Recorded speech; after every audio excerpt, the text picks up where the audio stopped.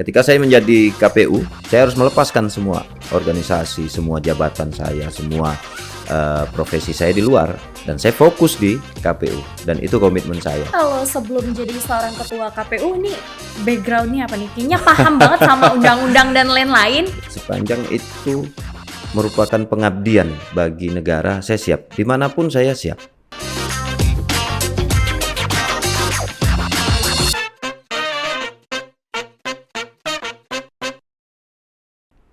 Hai, hello, welcome back to UCAS. Balik lagi bareng aku Yoli. Dan gimana nih, apa kabar untuk teman-teman semuanya? Semoga selalu sehat ya. Dan terima kasih udah kembali ke UCAS. Dan hari ini kita kedatangan tamu dari KPU Tanjung Pinang. Ada Pak Faizal. Halo, apa kabar Pak Faizal? Halo, Assalamualaikum warahmatullahi wabarakatuh. Selamat pagi ya. Iya, selamat pagi. Waalaikumsalam.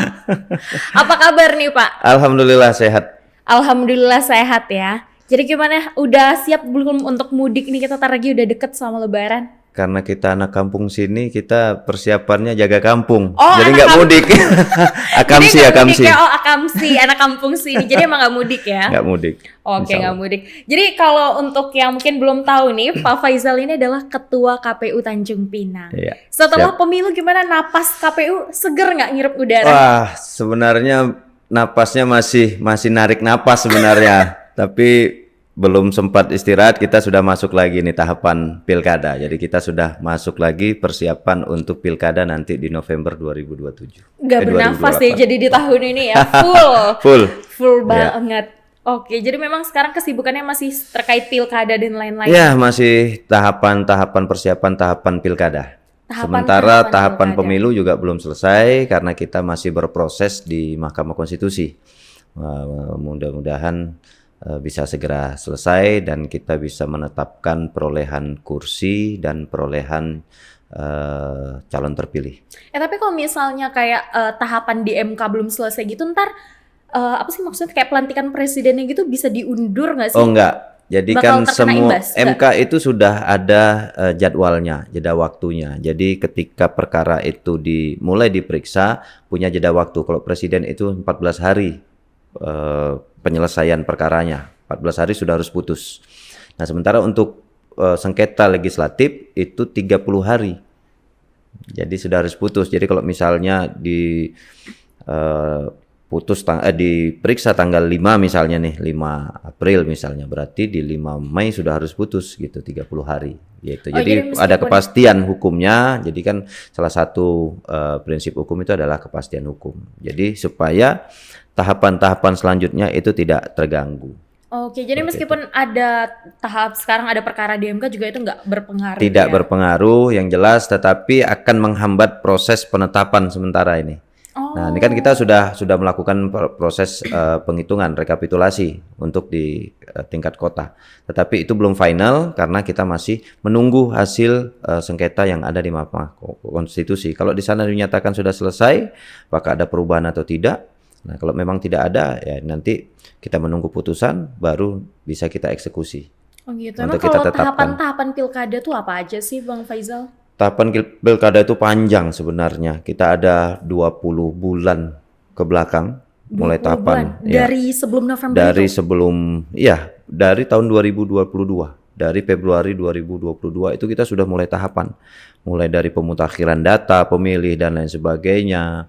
Ya, kemudian penyusunan peraturan, termasuk juga pengajuan dapil daerah pemilihan dan lain sebagainya, sampai proses pemungutan suara, kemudian proses penghitungan dan rekapitulasi secara berjenjang dari TPS, kecamatan, kabupaten, kota, provinsi, kemudian di KPU RI.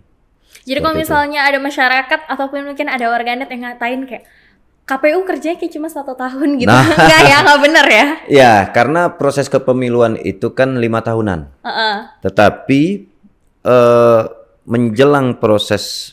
menjelang hari kepemiluan itu kita ada jeda waktu, prosesnya itu panjang. Dan itu tahapannya sudah ditentukan di dalam aturan. Tahapan-tahapan itu sudah jelas, rigid. Ya, jadi kami melaksanakan kerja-kerja kami sesuai dengan apa yang diamanahkan di dalam peraturan namanya PKPU ataupun undang-undang. PKPU Iya. dan undang-undang. Iya, jadi bukan waktunya hanya 1 tahun ini. Kalau yang repotnya mungkin 1 tahun, tetapi pasca pemilu KPU juga tetap bekerja. Apa yang akan kita lakukan? Kita akan melakukan pemutakhiran data lagi. Mungkin yang di pemilu 2024 kemarin itu yang 17 tahun hanya sampai di tanggal 14 Februari. Itu yang berhak untuk memilih. Sementara nanti untuk di tanggal 27 November nanti berarti kita harus menghitung warga kita, penduduk kita, warga negara itu yang usia 17 tahunnya sampai dengan tanggal 27 November. Itu kita akan melakukan pemutakhiran data lagi. Nah, kemudian kita melihat lagi misalnya ada yang keluarga yang melaporkan keluarganya sudah meninggal, sementara kemarin masuk di DPT misalnya gitu kan di daftar pemilih. Nah, itu juga kita update. Termasuk juga warga yang sudah pindah domisili ke luar, misalnya luar kota Tanjung Pinang, atau yang pindah domisili antar kelurahan atau antar kecamatan. Nah, data-data itu yang harus kita sinkronkan. Kami tetap bekerja nanti pasca pemilu itu dan tetap bekerja sinkronkan data itu dengan Dinas Kependudukan. Seperti itu. Gila. Jadi bukan KPU itu bukan hanya 1 tahun bekerja, tetapi kerja kami continue. Bahkan Cuma nanti memang seseknya di 1 tahun itu. Bahkan nanti kalau pemilu nanti di 2029, mungkin di 2027 itu kami sudah mulai berproses kembali untuk tahapan-tahapan lain lagi. Kalau dari Bang Faizal sendiri bergabung di KPU, lebih tepatnya nih menjadi ketua KPU Tanjung Pinang, itu dari tahun berapa? Alhamdulillah saya dilantik itu di 28 Juni 2023. Oh, baru. Jadi baru lebih kurang ya 8 atau 9 bulan ke belakang ini. Jadi itu berarti kita nanti jabatannya mengganti sampai tahun berapa? sampai 2028. Jadi kami menggantikan periode sebelumnya. Periode 2018-2023 itu habis masa jabatannya, kemudian sebelum itu kan ada proses seleksi. Dan alhamdulillah saya terpilih kemarin sebagai komisioner dan kemudian setelah pasca pelantikan dilakukan rapat pleno pertama untuk penentuan ketua, saya dipercaya kawan-kawan untuk menjadi ketua KPU Kota Tanjung Pinang. Sejak di tahun 2023. Ya. Tapi kalau sebelum jadi seorang ketua KPU nih, backgroundnya apa nih? Kayaknya paham banget sama undang-undang dan lain-lain. Ya, kebetulan basic saya lawyer. Jadi saya menjadi lawyer itu dari tahun 2022. Tepatnya di 24 Oktober 2002 ya, 2002. Ya. Jadi sudah hampir 22 tahun saya menjalani profesi advokat seperti itu. Tetapi karena saya sekarang sudah di KPU, saya harus fokus kerja di KPU ini, maka untuk advokatnya sementara saya cuti dulu. Ya, cuti beracara. Tapi kalau misalnya nih Bang, dilihat-lihat enakan jadi advokat atau jadi ketua KPU? Nah, sebenarnya sama saja. Saya orang yang suka tantangan. Ya, di advokat kita juga penuh tantangan, di mana kita dunia advokat itu dunia yang bukan hanya monoton. Jadi setiap perkara-perkara, kasus-kasus yang timbul itu kan kita harus dituntut untuk bisa mengkaji yang hal-hal yang baru. Nah, itu merupakan satu tantangan. Misalnya ada perkara pidana nih. Seperti apa sih motifnya? Karena motif satu tindak pidana dengan tindak pidana yang lain itu terkadang berbeda. Nah, kita punya keinginan, wah gimana sih kita gali nih kasusnya. Nah, itu ada tantangan-tantangan. Nah, sementara di KPU juga seperti itu. Ada tantangan-tantangan tersendiri, ya, tekanan-tekanan tersendiri dalam melakukan tahapan. Karena kita dikejar waktu nih. Nah, deadline waktu, ada aturan-aturannya yang harus memang kita ikuti. Ya, kalau tidak ya mungkin kita diberikan sanksi. Jadi kita harus bekerja sesuai dengan mekanismenya seperti itu. Jadi memang backgroundnya tuh hukum. Iya. Tapi kalau gabung untuk di KPU gitu harus dari anak hukum? Enggak. Jadi semuanya bebas. Setiap warga negara yang punya kemampuan, dianggap punya kemampuan, punya integritas, yang itu kan diseleksi oleh tim sel ya. Itu bisa. Dan di KPU sendiri saat ini backgroundnya bermacam-macam. Ada yang memang basicnya seperti saya dari lawyer, kemudian ada yang juga sarjana teknik, insinyur, ada yang sarjana agama, ya, kemudian ada yang sarjana ekonomi, bahkan ada rekan kita yang dari media, wartawan gitu. Nah, Jadi sekarang memang backgroundnya bermacam-macam bermacam-macam. ya. Jadi itulah kita berkolaborasi untuk bagaimana menguatkan institusi itu dari berbagai sisi.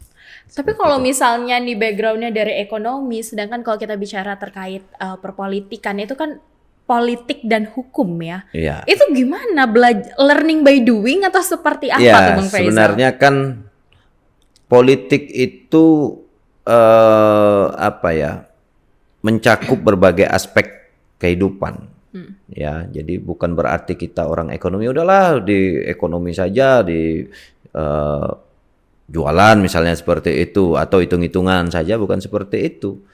Jadi ada proses manajemennya, manajerial yang harus kita pahami juga di dalam proses-proses itu, termasuk juga hukum kan juga seperti itu. Jadi penguatannya, jadi bagaimana saya menguatkan dari sisi hukumnya, kemudian teman saya juga dari sisi ekonomi, karena kan kita melakukan perencanaan keuangan dan lain sebagainya, kita juga butuh orang-orang ekonomi.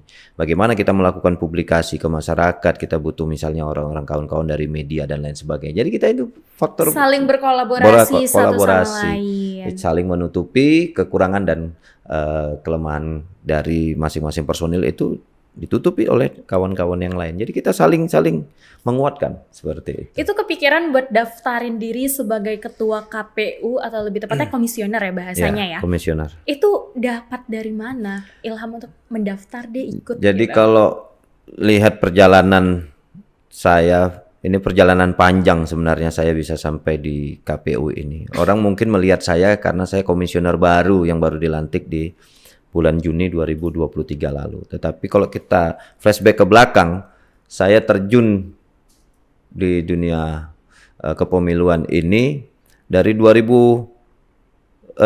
dari pemilu 99. Saya sudah terlibat di dalam proses kepemiluan. Pada saat itu saya masih kuliah di Semarang, saya sudah terlibat di pemantau pemilu, tepatnya di Komite Independen Pemantau Pemilu. Jadi pemilu 99 merupakan pemilu pertama pasca reformasi. Itu diikuti 48 partai politik pada saat itu. Saya sudah terlibat di sana. Setelah itu saya pulang kampung, 2003 saya pulang kampung, 2004 kita melaksanakan Pilpres pada saat itu. Nah, saya terlibat di sana sebagai KPPS. Oh, petugas KPPS. Petugas KPPS 2004, 2007 ya, itu saya terlibat sebagai KPPS. 2008 karena saya sebagai lawyer saya diminta untuk mendampingi KPU Kota Tanjung Pinang pada saat itu. Jadi saya ada kebetulan KPU menghadapi gugatan pada saat itu ya, salah satu partai politik ada yang menggugat. Kemudian saya diminta oleh Pak KPU Kota Tanjung Pinang untuk mendampingi sebagai kuasa hukumnya. Jadi saya sebagai kuasa hukum KPU Kota Tanjung Pinang di tahun 2008 itu. Sampai 2009 atau 2010 ingat saya. Kemudian di 2014 juga seperti itu. 2014 ketika KPU Provinsi Kepri menghadapi gugatan dari salah satu warga masyarakat di PT UN, saya juga menjadi lawyernya KPU Provinsi. Jadi saya sudah mengikuti bagaimana perkembangan ini. Kemudian juga dari tahun 2017 sampai saya mengikuti seleksi itu, saya banyak terlibat dan banyak dilibatkan oleh penyelenggara pemilu untuk menjadi narasumber pada saat mereka melakukan kegiatan-kegiatan penguatan bagi misalnya pengawas ya dari Bawaslu ataupun penguatan bagi kawan-kawan di KPU sendiri. Jadi bukan dunia baru sebenarnya saya masuk ke KPU, tapi kalau masyarakat melihat kan ini orang baru nih katanya gitu. Tetapi padahal saya mengikuti kepemiluan ini dari saya menjadi mahasiswa sebenarnya. Saya aktif di proses-proses kepemiluan itu. Dari lawyernya KPU tapi tiba-tiba berubah jadi ketua KPU. Nah, kalau kayak gitu ntar jadi lawyer KPU-nya siapa? Banyak karena kan itu kita harus melihat itu. Ketika saya itu pilihan. Ketika saya menjadi KPU, saya harus melepaskan semua organisasi, semua jabatan saya, semua profesi saya di luar. Dan saya fokus di KPU dan itu komitmen saya dan itu integritas saya ketika saya komitmen saya ketika saya terpilih menjadi komisioner KPU. Tapi kan udah enak nih punya beragam pekerjaan ya tadi, karena juga gabung di organisasi dan megang beberapa peran penting. Worth it nggak sih dari banyaknya hal-hal yang dilakukan tiba-tiba digantikan hanya dengan satu sebagai ketua KPU karena integritas tadi? Ya, jadi saya sebenarnya orang yang tidak betah ketika tidak berorganisasi. Saya orang yang selalu ingin terlibat di dalam berbagai hal. Nah, ayo. Ya, sekarang gitu ya. malah cuma di KPU nggak boleh gabung itu awalnya kemana-mana. ya. Jadi awalnya. saya aktif di organisasi itu sejak SMP. Ya, mulai dari kepramukaan, kemudian juga di OSIS, termasuk saya dulu juga di SMA. Saya pernah menjabat sebagai sekretaris OSIS, wakil ketua OSIS, bahkan di organisasi alumni saya menjabat sekjen alumni itu dari 2009 sampai dengan 2022 kemarin. Ya, itu sekjen alumni. Bahkan saya sempat menjabat sebagai ketua harian alumni SMA Negeri 2 Tanjung Pinang. Dan itu saya jalani semuanya. Dan berbagai profesi saya lakoni.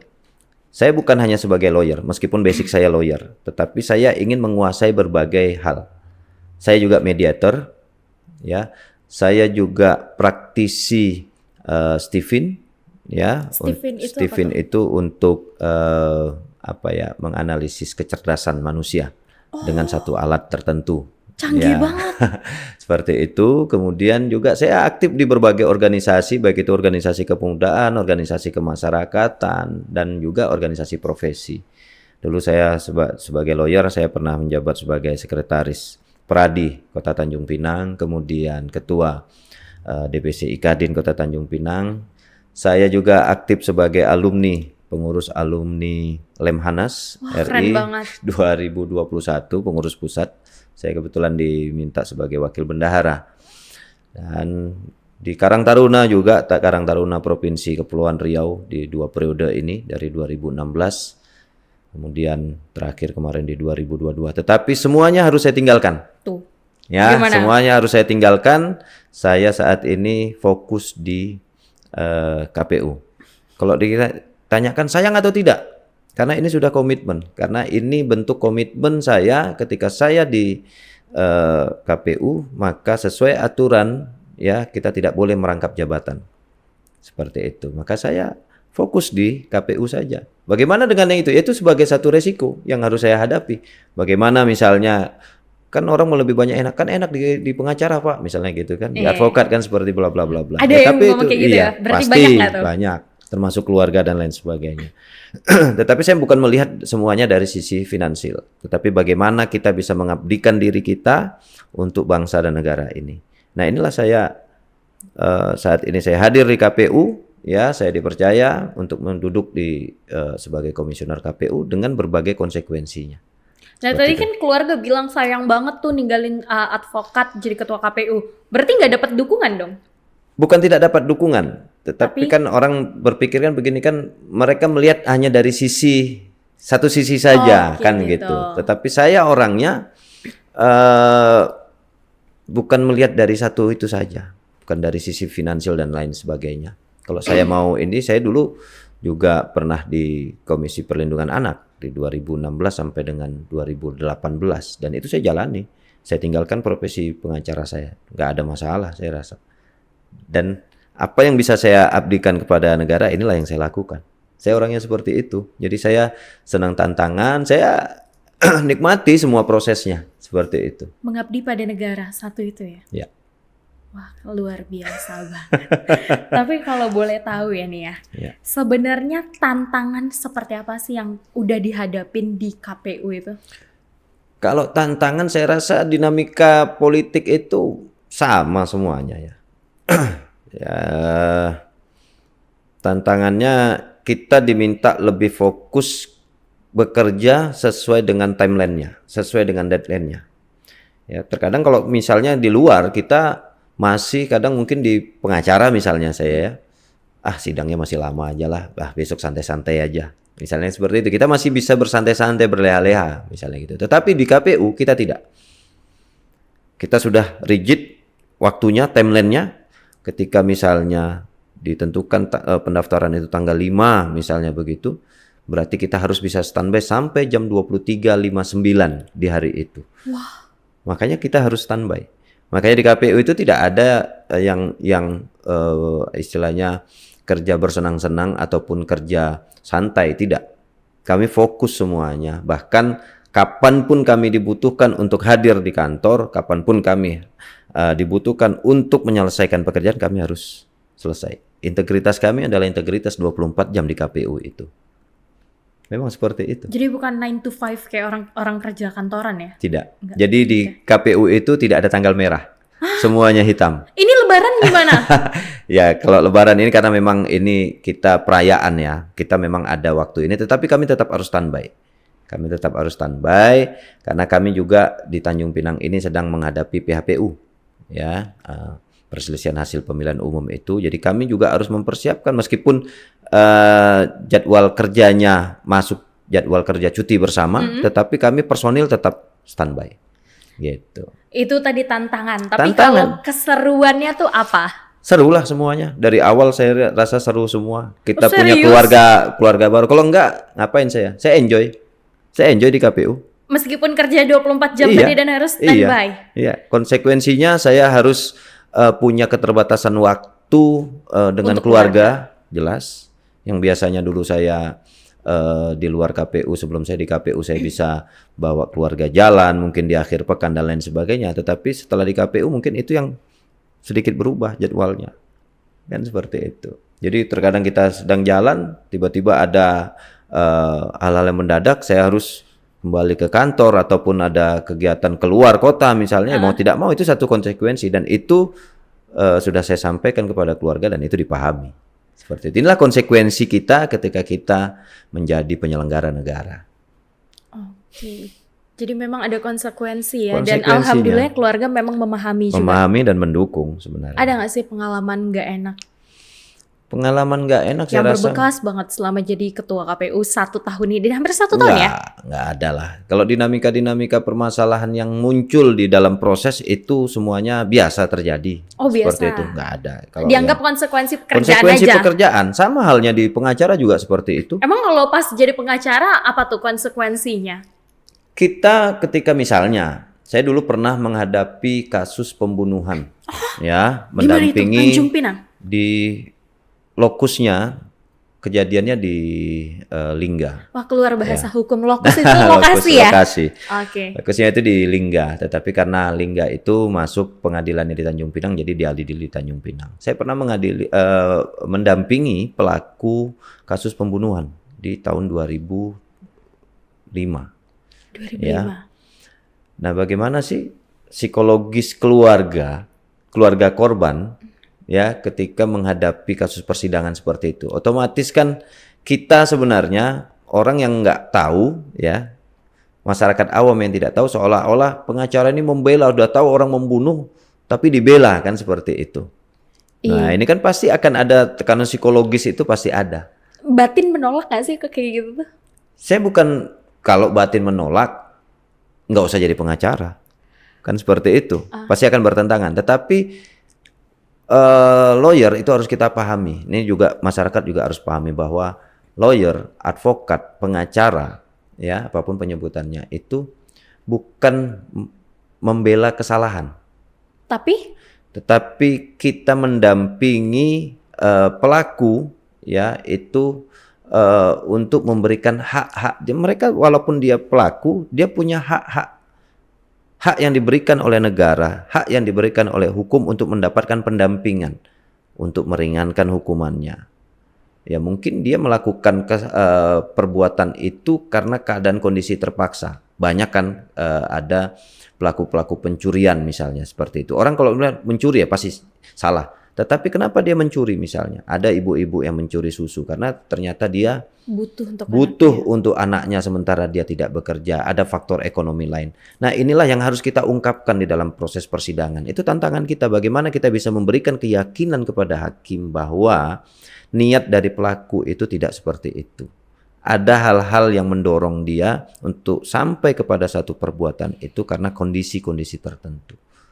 Tapi kalau misalnya dia tidak didampingin oleh lawyer dan lain sebagainya, mungkin dia pasrah saja apapun yang diberikan oleh vonis yang dijatuhkan oleh pengadilan, ya udah diterima saja. Nah, jadi kehadiran lawyer, kehadiran advokat di dalam proses persidangan itu yaitu untuk memberikan jaminan hak-hak kepada misalnya penggugat, kepada tergugat ataupun pelaku di dalam menjalani proses hukum itu sendiri. Oke, jadi disambung lagi tadi kejadian yang di tahun 2005 itu apa yang paling membekas di pikiran dari Bang Faizal sendiri? Saya notin dulu saja. Saya sampaikan kepada keluarga, saya bilang bahwa saya mendampingi bukan terhadap kesalahan. Apapun proses hukumnya, yaitu yang harus sebagai konsekuensi dari pelakunya. Seperti itu. Meskipun kita mendapatkan serangan secara psikologis, makian, cacian, dan lain sebagainya. Dan lain sebagainya. Ya, tapi itu biasa. Biasa. Emang penyelesaiannya pada saat itu namanya ya, kalau ada dimaki-maki orang tuh kan biasanya kalau orang-orang biasa nih, kepikiran kayak, ya ampun aku dimarahin gitu. Kalau dari Bang Faizal gimana? Awal-awal mungkin kita seperti itu, tetapi ketika kita memahami konsekuensi dari pekerjaan, dari profesi kita, ya kita harus sadar, yaitu sebagai satu tantangan. Kita tidak boleh bereaksi terlalu ekstrim, ya misalnya maki-maki kita gantian memaki-maki orang dan lain sebagainya gitu kan, itu kan akhirnya menimbulkan kelepasan ya. Iya, jadi alhamdulillah saya juga tidak mau yang temperamental ataupun terlalu reaktif menghadapi serangan-serangan seperti itu. Tapi kasus yang paling bikin Bang Faizal sendiri emosional nih dengan keadaan atau mungkin dengan orangnya tuh apa? Ada hal-hal tertentu di lapangan, tapi karena itu proses ya, itu rahasia dapur sebenarnya kan. Karena spill. Lawyer itu terikat dengan kode etik. Ya, ketika lawyer itu menangani suatu kasus, kita tidak boleh mengekspos itu keluar. Sepanjang itu bukan untuk proses persidangan seperti itu. Kalau persidangan kan terbuka untuk umum, kecuali dalam kasus-kasus tertentu yang memang dinyatakan persidangan itu tertutup seperti itu tidak boleh keluar. Kalau sudah sidang dinyatakan tertutup untuk umum, maka apapun yang hasil daripada persidangan itu tidak boleh keluar. Jadi rahasia ya, nggak boleh dibuka. Jadi kita punya kode etik seperti itu. Tapi kalau jadi pengacara gini tuh ada, kalau misalnya nih kita kerja di satu profesi kan bisa resign. Kalau pengacara tuh bisa resign nggak? Kalau kita bosan, bisa aja kita resign saja. Gitu kan? Gitu. Karena itu kan kita kerja, lawyer itu kan kerja untuk diri sendiri. Kita tidak bekerja untuk orang lain. Kita bekerja untuk sendiri. Saya sejak sebelum resmi menjadi lawyer, diangkat disumpah itu saya di 24 Oktober. Sebelumnya sejak mahasiswa saya sudah punya LBH sendiri. Oh, lembaga badan hukum. Ya, lembaga bantuan hukum. Jadi saya sudah mendirikan LBH sendiri, saya bekerja sendiri, belajar sendiri dan lain sebagainya. Ketika saya dilantik menjadi lawyer, menjadi pengacara pada saat itu, belum ada undang-undang advokat ya, menjadi pengacara. Saya sudah mengibarkan bendera saya sendiri. Dan sampai hari ini saya juga mengibarkan bendera sendiri. Kenapa memilih menjadi seorang lawyer dan bekerja untuk di bidang hukum? Kenapa? Karena itu memang sudah cita-cita saya. Saya dari SMA itu saya sudah punya keinginan, saya kalaupun kuliah, saya harus kuliah hukum dan saya mau jadi lawyer. Ngelihat siapa? Kan biasanya cita-cita pengen jadi pilot, pengen jadi dokter, pengen jadi pengacara tuh lihat siapa? Saya dulu dari SMP, SMA itu sering melihat tayangan-tayangan film-film detektif dan lain sebagainya. Oh. Jadi terinspirasi dari itu. Ini kayaknya berbeda ya, lawyer di luar negeri dengan lawyer di Indonesia itu memang berbeda. Kalau di luar negeri itu kita lihat film-film detektif gitu, mereka punya kewenangan untuk investigasi dan lain sebagainya. Itu yang saya lihat itu menjadi tantangan. Nah, meskipun berbeda di luar negeri dengan di Indonesia, itu saya lakukan. Jadi setiap saya melakukan pendampingan dalam kasus-kasus, terutama kasus-kasus pidana, saya secara tidak langsung juga melakukan investigasi. tidak langsung saya percaya saja informasi yang diberikan oleh salah satu pihak. Saya akan mencari second opinion lain, ya, untuk saya memberikan keyakinan pada diri saya bahwa saya benar melakukan pendampingan untuk. Lucu banget dari nonton detektif terus jadi pengacara. Kenapa nggak jadi detektifnya aja gitu? Kan berbeda. Di Indonesia kan nggak ada detektif. Berarti salah. Kecewa nggak? Tetapi itu saya melihat tantangan dunia lawyer itu ya memang penuh tantangan itu tadi. Penuh Ya. tantangan. Ya, bagaimana kita melakukan debat, ya, mempertahankan argumentasi kita di pengadilan, di persidangan itu yang menjadi apa ya, terngiang-ngiang ini kayaknya. Nah, dan saya hobi seperti itu. Membuat pusing diri sendiri itu sangat disukai oleh Bang Faizal rupanya. Nah, ternyata kalau dari KPU sendiri ya tantangannya dianggap konsekuensi nanti setelah 5 tahun dari pertama kali pelantikan sebagai ketua KPU. Pengen lanjut di KPU atau pindah kemana atau mau ngapain? Kalau memang masih diberikan kesempatan saya di KPU, kenapa tidak? Sepanjang itu merupakan pengabdian bagi negara, saya siap. Dimanapun saya siap. Seperti itu. Siap. Iya. Jadi kalau dikasih kesempatan pengen lanjut lagi di KPU. Ya, atau kalau memang ada yang lebih menantang lagi, kalau memang itu diberikan kesempatan, kenapa tidak? Kan seperti itu. Jadi hidup ini dinamis lah. Ya, apapun yang semuanya kan sudah digariskan. Ya, siapa yang bisa menyangka misalnya dulu saya bisa menjadi seorang dosen misalnya seperti itu. Ya, nggak terpikir saya menjadi seorang pengajar misalnya seperti itu. Tetapi karena berprosesnya waktu, kemudian saya berkumpul dengan beberapa kawan-kawan di Tanjung Pinang ini, kita berinisiatif untuk gimana kalau kita, apa hal yang bisa kita buat untuk daerah ini? Kenapa tidak kita buat lembaga pendidikan? Akhirnya dari situ, dari obrolan-obrolan di kedai kopi lain sebagainya, itu kita implementasikan. Muncullah satu perguruan tinggi.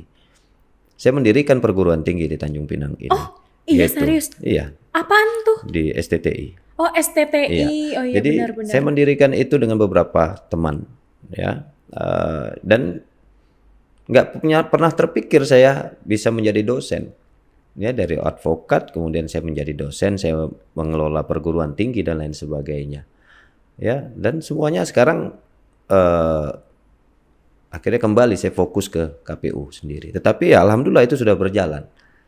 Dan itulah paling tidak saya sudah bisa memberikan kontribusi ini loh buat daerah seperti itu.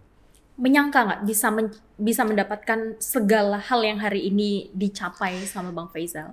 Ya, alhamdulillah saya selalu bersyukur. Apapun yang terjadi, apapun yang saya dapatkan sekarang ini, saya selalu bersyukur. Ya, semuanya sudah digariskan kok. Ya, saya sampai di KPU ini semua juga sudah digariskan semuanya. Rezeki kalau sudah di depan meja, kalau memang itu belum rezeki kita juga bukan punya kita. Tetapi meskipun rezeki itu punya kita jauh di sana, kalau itu memang punya kita, pasti akan menjadi punya kita. Dan itu yang saya yakini. Apa yang punya kamu bakal datang ke kamu. Ya. Meskipun itu jauh. Ya. Dari segala hal nih. Ya. Ini tuh udah capaian tertinggi atau mungkin masih ada capaian yang masih ingin dicapai? Mudah-mudahan masih ada capaian tertinggi lagi yang bisa saya capai. Tapi belum tahu apa nih? Belum tahu. Oh, belum tahu apa. Oke lah kalau gitu. Ini khusus untuk Bang Faizal, mungkin boleh nih kasih 1 kata, 2 kata penyemangat untuk generasi muda khususnya. Apa? Jangan jangan hanya berpangku tangan dengan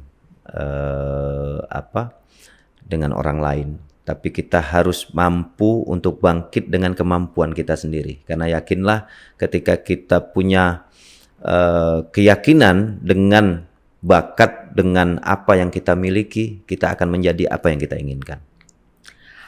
Kita kasih dulu tepuk tangan untuk Bang Faizal. Ya. Oke, terima kasih banyak Bang Faizal udah meluangin waktu buat datang di UKAS. Sukses selalu. Amin. Sukses juga untuk UKAS.